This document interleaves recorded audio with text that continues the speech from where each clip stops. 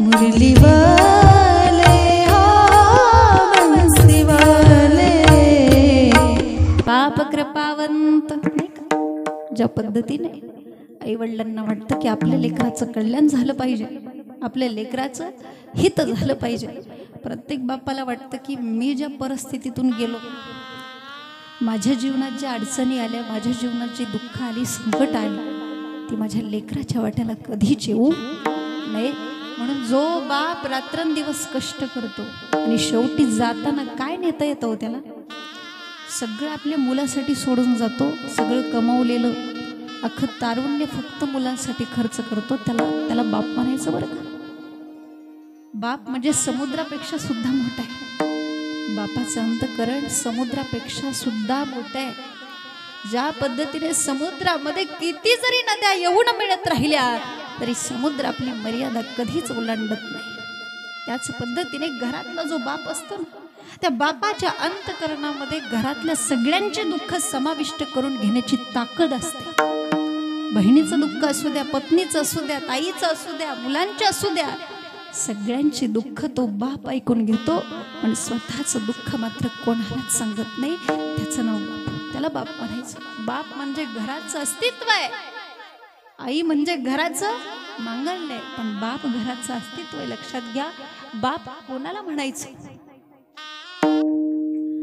माझ्या डोळ्यातली असव कोणी मायेन पुसताना, उरी हुंड कदाटतो या गोष्ट बापाची सांगताना, उरी हुंड कदाटतो या गोष्ट बापाची सांगताना.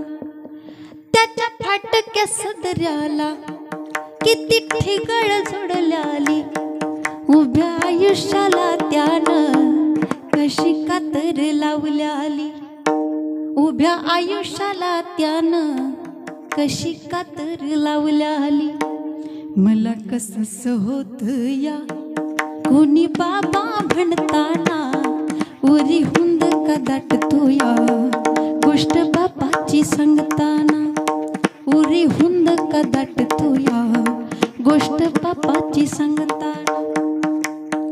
माझ्या अंगावरी त्यानं रग मायेचा घातलेला, माझ्या अंगावरी त्यानं रग मायेची घातनाना, झोपडीत गळताना बाप तसाच झोपलेला, झोपडीत गळताना बाप तसाच झोपलेला. त्याच्या अनवाणी पायाला असं चटक बसताना, त्याच्या अनवाणी पायाला असं चटक बसताना, उरी हुंद का दाटतो या गोष्ट बापाची सांगताना, उरी हुंद का दाटतो या गोष्ट बापाची सांगताना. बापाविषयी काय बोलावं, बाप तो बापच आहे. बाप म्हणजे घराचा पाया आहे, ज्याच्यावरती संपूर्ण घर उभा राहिलेलं असतं.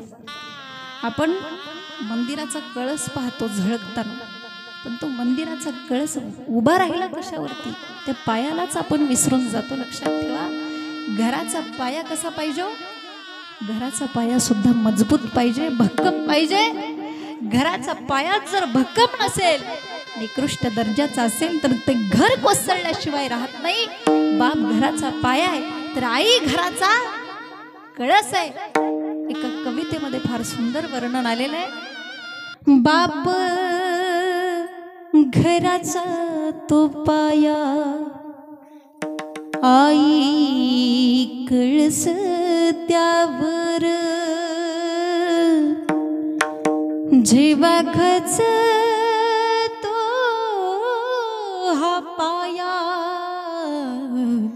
तेव्हा कोसळते घर. बाप कसा असतो, बाप म्हणजे रे कसा, जसा पाण्यातला मासा, ज्याच्या डोळ्यातला थेंब कुणा दिसणार कसा. बाप आपल्याला मला रडताना कधीच दिसत नाही, कधीच. तो त्याचे सगळे अश्रू फक्त एका क्षणासाठी रोखून ठेवतो आणि तो क्षण म्हणजे बाप साठवतो अश्रू, वाट पाही त्या क्षणाची, जन्मभराचे रडतो लेक जाताना सासरी. मुलगी सासरी जाताना मात्र तो आपल्या अश्रूंना आवरू शकत नाही. कुठलाही कितीही कठोर अंतकरणाचा बाप असू द्या, आपल्या मुलीच्या लग्नात रडतो बाप. मुलगी खऱ्या अर्थाने आपल्या वडिलाचं मन ओळखते बरं. लग्न झालं ना मुलीचं, लग्न झाल्यानंतर मुलगी पहिला फोन आपल्या वडिलांना करते. वडिलांचा बदललेला आवाज ती एका क्षणात ओळखते आणि मग 17 प्रश्न विचारायला सुरुवात करते. रे मुलगी वडिलांना जाणते, मुलगी वडिलांना जपते आणि इतरांनी सुद्धा घरातल्या त्या बापाला असंच जपलं पाहिजे ही बापाची किमान अपेक्षा असते. घरामध्ये वडिलांचा आपला खूप मोठा आधार असतो. आपला बाप कितीही वयस्कर असू द्या, कितीही, ज्या दिवशी आपल्या जीवनातला आपला बाप निघून जाईल ना, त्या दिवशी आपल्याला त्या बापाची किंमत कळते, लक्षात ठेव. आणि तेव्हा कळतं अरे बापरे केवढा मोठा आधार गमावून बसलोय. म्हणून जोपर्यंत आपले आईबाप जिवंत आहेत तोपर्यंतच त्यांना जपलं पाहिजे. अरे काय काय लोक माझ्याजवळ येतात, मला म्हणतात की ताई आम्ही एकदा तरी आमच्या आईच्या, आमच्या वडिलांच्या गळ्यात पडून त्यांना सांगायला पाहिजे होतं की आमचं त्यांच्यावरती किती प्रेम आहे. अरे मग का नाही सांगितलं? अहो आम्हाला काय माहित ते इतक्या लवकर जातील, त्यांचा इतक्या लवकर मृत्यू होईल, आम्हाला काय माहित. म्हणून लक्षात ठेवा, आज कलियुगामध्ये ज्याच्याकडे पण त्याचे मायबाप जिवंत आहेत त्याच्यासारखा श्रीमंत माणूस कोणीच नाही, लक्षात ठेवा. एका कवितेमध्ये